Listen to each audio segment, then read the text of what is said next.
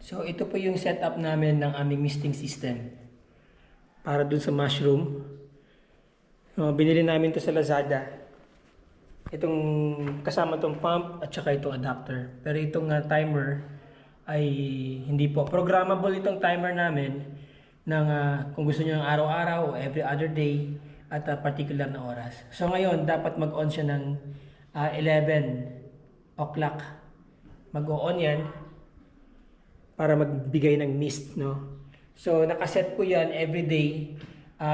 Isang alas 9, isang alas 11, alauna, alas 3, alas 5. So every 2 hours. Tapos 1 minute ang kanyang andar ng ating motor para mag-mist ito sa ating mga mushroom. So, yun, andar na. Alas 11. Yan. So susipsip ng tubig yan dito. Tapos yan, mag-mist na siya. Yun. So, pag meron po tayong misting system para sa mushroom o kung ano mang halaman natin, wala tayong worry na baka makalimutan natin or baka matuyo sila. Especially sa mushroom. Kailangan niya talaga ng moisture.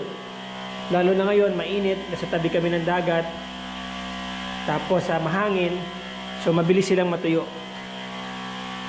Malaking bagay itong misting system namin para mapanatili namin yung moisture level ng environment.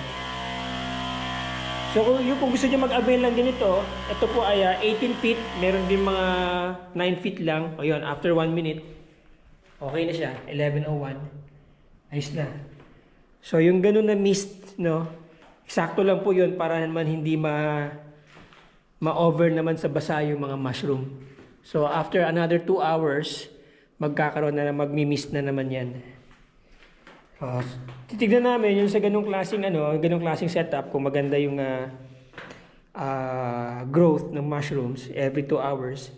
Kapag sa tingin ko medyo kulang, ay babanat ako every hour. Pero sa ngayon kasi kung mapapansin ninyo, magandang resulta. Unlike sa kahapon, medyo nagkakaroon ng dryness. Hindi ko lang alam kung na-video ko yun. But anyway, natanggal ko na yung iba dito, yung mga nag-dry. 2 days pa lang po kasi itong misting system namin . So today is October 27, 26 ko siya kinabit. So maganda ang resulta naman so far. Ito nakatubo na kasi ito pero baka mahabol pa. Hindi siya mag-dry. So ito medyo maganda na ngayon ang kanyang tubo. Ayan.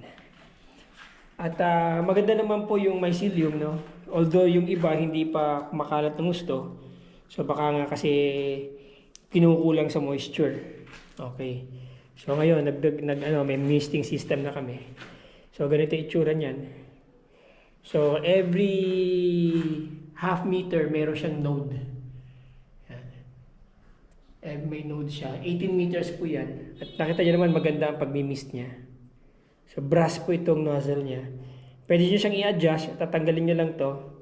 Tanggalin niyo to para pwede niyo isalpak dito. Yan, ito pong pinakabara niya. So, pwede niyo habaan, pwede pa kayong bumili ng dugtong. Click niyo lang yung link dyan sa Lazada, sa baba.